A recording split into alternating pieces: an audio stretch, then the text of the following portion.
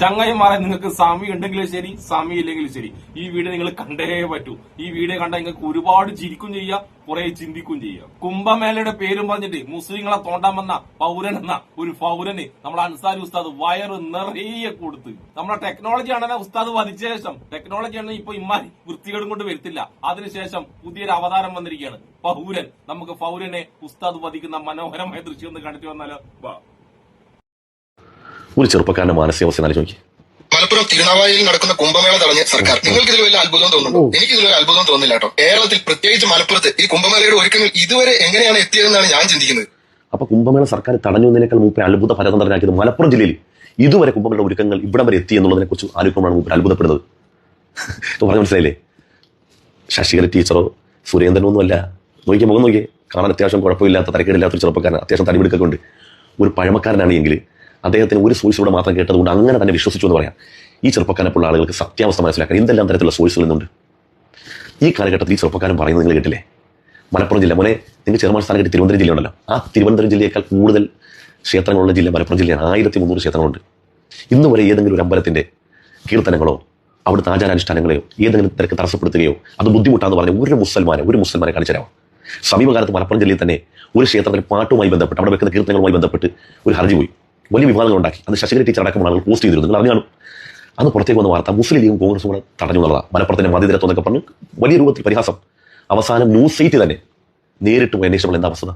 ക്ഷേത്രത്തിന് തൊട്ട് അപ്പുറത്തുള്ള സമീപത്തുള്ള ഹൈന്ദവ സഹോദരൻ, ഈ ക്ഷേത്രത്തിൽ തൊഴാൻ വരുന്ന സഹോദരൻ, അദ്ദേഹത്തിന് ഉച്ചത്തിൽ ഈ പാട്ട് വെക്കുന്നത് കൊണ്ട് പല ഫോണിൽ സംസാരിക്കാൻ വയ്യ, രോഗികളായ അച്ഛനും അമ്മയൊക്കെ ഉള്ളതുകൊണ്ട് അവർക്ക് വലിയ പ്രയാസം എന്ന് പറഞ്ഞ് അദ്ദേഹം തന്നെയാണ് പരാതി കൊടുത്തത്. അപ്പോഴേക്കും വ്യാജ വാർത്ത ലോകം മുഴുവൻ പ്രചരിച്ചിരുന്നു. ഇതുപോലെയല്ലേ മോനെ കുംഭമേളയല്ല, നീയൊക്കെ എന്ത് നടത്തിയാലും ഞങ്ങളുടെ മുസൽമാന്മാർക്ക് എന്ത് പ്രശ്നം? ഇസ്ലാം ഇന്ത്യയിൽ തന്നെ ലോകത്ത് വളർന്നത് മറ്റൊരു തന്റെ ആചാരാനുഷ്ഠാനങ്ങളെ ലംഘിച്ചതുകൊണ്ട് വളർന്നതാണ്. ഇതൊരു ബാക്കി അദ്ദേഹം പറയട്ടെ, ബാക്കി ഞാൻ പറയാം ഇൻഷാ അല്ലാഹ്. അത് തടഞ്ഞതിൽ ഒരു അത്ഭുതം തോന്നുന്നില്ല. അതിവിടെ നടക്കാൻ പാടില്ലാത്തതാണ്, അല്ലെങ്കിൽ നടപ്പിക്കാൻ പാടില്ലാത്തതാണ്. എന്താണെന്നറിയോ? നമ്മുടെ പൂർവികരായിട്ട് തന്നെ നമ്മളെ കുറിച്ച് മതങ്ങളുടെ പേരിൽ ഇങ്ങനെ വേർതിരിച്ച് വെച്ചിരിക്കുകയാണല്ലോ. അപ്പൊ അതിൽ മുസ്ലിം എന്ന് പറയുന്ന മതവിഭാഗക്കാര് അവർ 5 നേരം നിസ്കരിക്കണം, പള്ളിയിൽ പോകണം, കുട്ടികളാണെങ്കിൽ മദ്രസയിൽ പോകണം, പാങ്ക് വിളിക്കണം, പുണ്യനാടായ മക്കയിൽ ഹജ്ജിന് പോകണം, അങ്ങനെ എല്ലാ ആചാരാനുഷ്ഠാനങ്ങളും അനുഷ്ഠിച്ച് അതൊരു മുസ്ലിമായിട്ട് ജീവിച്ച അവൻ സൂപ്പർ, അവൻ മതേതരൻ. ക്രിസ്ത്യാനി എന്ന് പറയുന്ന മതവിഭാഗക്കാര് അവർ ഇതുപോലെ തന്നെ ഞായറാഴ്ചകളിൽ പള്ളിയിൽ പോകണം, അവർക്ക് കൂട്ടായ്മകളുണ്ട്, വേദപാഠ ക്ലാസ്സുകളുണ്ട്, പള്ളിയിലത്തിന് പ്രത്യേകതരം വേഷങ്ങളുണ്ട്, കന്യാസ്ത്രീമാരായിട്ടുള്ള സ്ത്രീകൾക്ക് പ്രത്യേകതരം വേഷങ്ങളുണ്ട്. അതൊക്കെ ഇട്ട് സമൂഹത്തിൽ നല്ല രീതിയിൽ ഇറങ്ങി നടക്കാം. അങ്ങനെ അവരുടേതായിട്ടുള്ള ആചാരങ്ങളും അനുഷ്ഠാനങ്ങളും അനുഷ്ഠിച്ച് ജീവിച്ച അവര് നല്ല സൂപ്പർ ക്രിസ്ത്യാനി മതേതരന്മാർ. ഈ ഹിന്ദുക്കൾ എന്ന് പറഞ്ഞൊരു വിഭാഗക്കാരുണ്ട്, അവർ ഇനിയാണ് കഥ തുടങ്ങാൻ പോകുന്നത്. നല്ല മുഖം നോക്കി, നല്ലൊരു ചെറുപ്പക്കാരൻ അല്ലേ? അത്യാവശ്യം ലോകവിവരൊക്കെ ഉണ്ടാകേണ്ടതാണ്. പക്ഷേ അവൻ കേരളം വിട്ട് അവന്റെ നാടിന്റെ തൊട്ടപ്പുറത്ത് പോലും സഞ്ചരിച്ചിട്ടില്ല എന്നുള്ളത് എനിക്ക് മനസ്സിലായത്. അല്ലെങ്കിൽ ഇത്രയും വിദ്വേഷം വിവരക്കേടും പറയുന്ന ഒരു മനുഷ്യനെ കൊണ്ട് സാധിക്കത്തില്ല. പൗരൻ എന്ന പേരിൽ നിരന്തരമായി സംസാരിക്കുന്ന ഒരു ചെറുപ്പക്കാരൻ. എനിക്ക് ചെറുപ്പക്കാരിങ്ങനെ ആകുമ്പോൾ നമുക്ക് വേദന. ഒരു വയസ്സായ ഒരാൾ അയാൾ ഏതെങ്കിലും ഒരു സോഴ്സിലൂടെ കേട്ടതുകൊണ്ട് അങ്ങനെ തന്നെ വിഴുങ്ങിയെന്ന് വിചാരിക്കാം. ഒരു ചെറുപ്പക്കാരൻ ഇതൊക്കെ അറിയാൻ എന്തെല്ലാം സോഴ്സുകളുണ്ട്. അവനത് ഉപയോഗപ്പെടുത്താതെ നാട്ടിൽ വിദ്വേഷം, ഇവൻ ഈ കത്തിക്കുന്ന ഈ വർഗീയത തിരുനാളം എത്രത്തോളം ആളിപ്പടരും. വർഗീയത, അവർ കാവി കൊടുത്ത വർഗീയത, അവർ കൊത്തിപ്പോയ വർഗീയത, അവർ കാവി കൊടുത്ത ഒരു വിഭാഗക്കാരുണ്ട്. അവർ അമ്പലത്തിൽ പോയ വർഗീയത, അവർ കാവി കൊടുത്ത വർഗീയത. അമ്പലത്തിൽ പോയാലും കാവി കൊടുത്താലും ആർക്ക് വർഗീയത? ആരാണ് മോശമാകുന്നത്? ആരാരെ മോശമാക്കുന്നു? ആരാണ് തടഞ്ഞിട്ടുള്ളത്? കാവി ഊരാൻ ആരോട് പറഞ്ഞു? ക്ഷേത്രത്തിൽ പോകാൻ പറയുന്നത് ആര് പറഞ്ഞു? എന്താണ് ഈ ചെറുപ്പക്കാരൻ ഇവൻ ഇങ്ങനെയൊക്കെ സംസാരിച്ചാൽ എന്താ ചെയ്യാ? കുംഭമേള നടത്തിയ വർഗീയത. കുംഭമേള ഇപ്പൊ യുപിയിൽ കോടിക്കണക്കിന് വരുന്ന മനുഷ്യര് അവിടെ കുംഭമേളക്ക് പോയില്ലേ? ആരെങ്കിലും ഒരാൾ പരിഹസിച്ചോ? സോഷ്യൽ മീഡിയയിൽ എന്തെല്ലാം തരത്തിലുള്ള വീഡിയോകളോ നിങ്ങൾ കണ്ടു കാണും. കുംഭമേളക്ക് പോയി മടങ്ങിയ ആൾ ഒരു ആചാരത്തിന് വേണ്ടി പോയ, ഒരു വിശ്വാസത്തിന്റെ ഭാഗമായി പോയ ആളുകൾ തിരിച്ച് ട്രെയിനിലേക്ക് കയറുന്ന സമയത്ത് സീറ്റ് കിട്ടാത്തതിന് പേരിൽ കുത്തി കയറുന്നതും വഴിയോരങ്ങളിൽ പലതരത്തിലുള്ള മാലിന്യങ്ങളും മല വെക്കുന്നതൊക്കെ വലിയ വാർത്തയ്ക്ക് വന്നു. ഏതെങ്കിലും ഒരു മുസ്ലിം അതിനകത്ത് വെച്ചിട്ട് ഈ നാട്ടിലെ കുംഭമേള മോശമാണെന്ന് ആരെങ്കിലും പറഞ്ഞു? അതിന്റെ ഒന്നും ആവശ്യമില്ലെന്ന്. എന്ത് നിങ്ങളുടെ കുംഭമേള തടഞ്ഞിട്ട് ഇപ്പൊ എന്താ മുസൽമാന്റെ ഗുണം? ഇതൊക്കെ പറയുന്നതിന് ഒരു അന്തസ് വേണ്ടേ നമ്മൾ ഇത് പറയുമ്പോൾ? ഇത് കേട്ടുകൊണ്ടിരിക്കാൻ പറ്റുന്നത് എന്തൊരു നാണക്കേടാണ്. ചെറുപ്പക്കാരൻ, നീ മലപ്പുറം തിരുനാവായ കുംഭമേള നടത്തി ഞങ്ങൾ വന്ന് അവിടെ ബത്തക്ക ജ്യൂസ് വയ്ക്കും, നിങ്ങൾ കൊടുക്കാനുള്ള തുണി വിൽക്കും. ഞങ്ങൾ കച്ചവടക്കാരാണെന്നേ, ഞങ്ങൾ നല്ല നിലക്ക് കച്ചവടം പഠിച്ചിട്ടുള്ള ആളാ. നിങ്ങൾ മലപ്പുറം ജില്ലയിൽ ശ്രീകൃഷ്ണ ജയന്തി അന്ന് ശോഭയാത്ര പോകുമ്പോൾ നിങ്ങൾ കണ്ടിട്ടില്ലേ? ഇത് കരയിൽ നിന്ന് ആളുകൾ സർവത്തും മിഠായി കൊടുക്കുന്നത് കണ്ടിട്ടില്ലേ? നിബിദിന റായി പോകുമ്പോൾ അങ്ങനെ തന്നെയല്ലേ? നമ്മുടെ നാട് അങ്ങനല്ലേ? നീ പറയുന്ന മലപ്പുറം ജില്ല, നീ സംശയത്തിന് നിലനിൽക്കുന്ന മലപ്പുറം ജില്ലയിൽ തളിക്ഷേത്രത്തിന്റെ വാതിൽ തീ പിടിച്ചപ്പോൾ ആദ്യം ഓടിയത് പാണക്കാട് മുഹമ്മദ് ശാബദങ്ങളല്ലേ?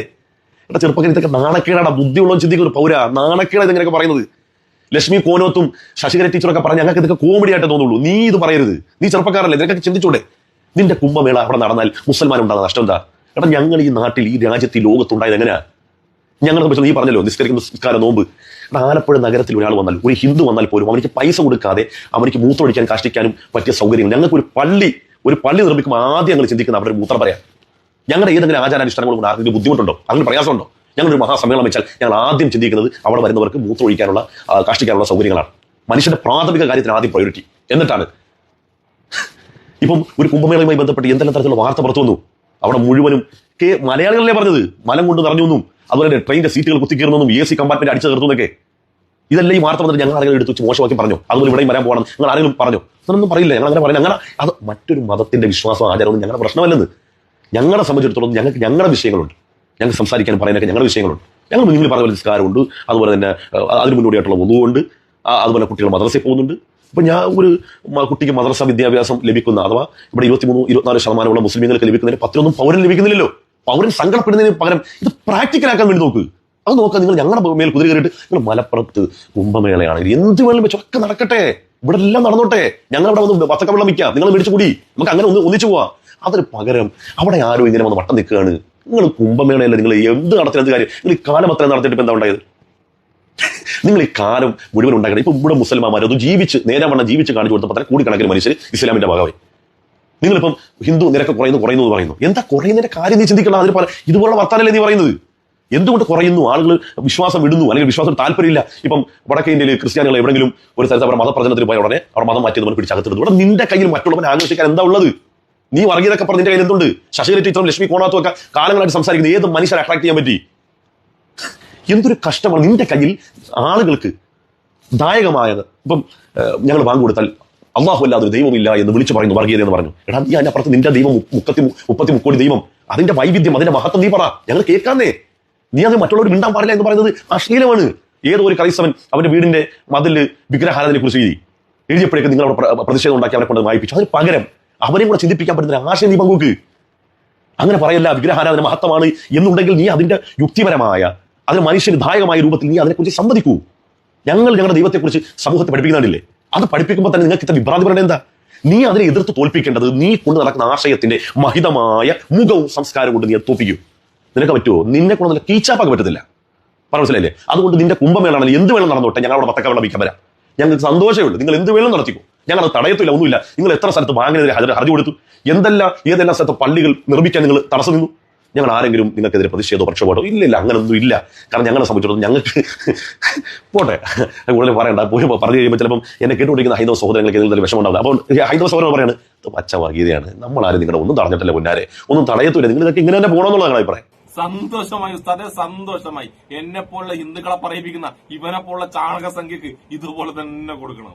ഉസ്താദ് പറഞ്ഞ് ഇത് കേട്ടതും ഇവനെ പോലത്തെ ചാണക സംഖ്യകൾ നന്നാന്ന് വിചാരിച്ചിക്കല്ലേട്ടാ. കുറച്ച് നാണവും മാനവും ഉളുപ്പും ഉണ്ടെങ്കിലേ എന്താണ് ചെയ്ത് തെറ്റ്, ആ തെറ്റിൽ നിന്ന് പഠിച്ചിട്ട് ആള് നന്നാവും. ഇവനൊക്കെ എന്ത് നാണവും മാനവും ഉളുപ്പും. അതുകൊണ്ട് ഇത് കേട്ടാലൊന്നും നന്നാന്നുള്ള യാതൊരു പ്രതീക്ഷയും വേണ്ട. ഈ കുംഭമേള കഴിയുന്നത് വരെ ഇവനെ പോലത്തെ കുറെ കുത്തിത്തിരിപ്പ് ചാടകങ്ങള് പരമാവധി പ്രശ്നങ്ങൾ ഉണ്ടാക്കാൻ നോക്കും. അങ്ങനെ പ്രശ്നം ഉണ്ടാക്കിയിട്ട് ഈ കേരളത്തിൽ എങ്ങനെയെങ്കിലും ഇവർക്ക് കയറി പറ്റണം, അതിന്റെ പരിപാടി ഇവർ നടത്തുന്നത്. പക്ഷെ പൗരനെന്ന പൗര നടക്കൂല മോനെ, നടക്കൂല. നിന്റെയൊക്കെ ചാണക സംഖ്യകൾ എന്തൊക്കെ പരിശ്രമിച്ചാലും ഇവിടെ അങ്ങനെ ഈസി ആയിട്ട് കയറിക്കൂടാൻ നടക്കൂല. കാരണം നിന്റെ ഉത്തരേന്ത്യയിൽ കാണുന്ന ചാണക സംഖ്യകളെ പോലത്തെ വിവരമില്ലാത്ത ഹിന്ദുക്കളല്ല കേരളത്തിലുള്ളത്. നല്ല വിവരവും ബോധമുള്ള നല്ല ഹിന്ദുക്കളാണ് കേരളത്തിലുള്ളത്. അതുകൊണ്ട് നീയൊക്കെ എന്തിനാണ് വാല് പൊക്കുന്നത് കൃത്യമായിട്ട് കേരളത്തിലെ ഹിന്ദുക്കൾക്ക് അറിയാം. കേരളത്തിലെ ഹിന്ദുക്കൾക്ക് സ്വന്തം മതത്തിൽ വിശ്വസിക്കാനും അറിയാം, അന്യമതത്തെ ബഹുമാനിക്കാനും അറിയാം, എല്ലാവരെയും സ്നേഹിക്കാനും അറിയാം. ഇനി സ്വന്തം മതത്തിൽപ്പെട്ട നിന്നെ പോലത്തെ ചാണക സംഖ്യകള് ഉടായിപ്പം കൊണ്ട് വന്നതിൽ ഏറെ കയറ്റാനും ഇവിടുത്തെ ഹിന്ദുക്കൾക്ക് അറിയാം. അപ്പോ കാളി എന്ന ടെക്നോളജിയാണ് ശേഷം അൻസാരി ഉസ്താദിന്റെ കയ്യാൽ ഏറിപ്പോയ പൗരനും എന്റെ അൻസാരി ഉസ്താദിനും എന്നെ ഇഷ്ടപ്പെടുന്ന എല്ലാവർക്കും എന്റെ ഒരു നല്ല സുലാൻ.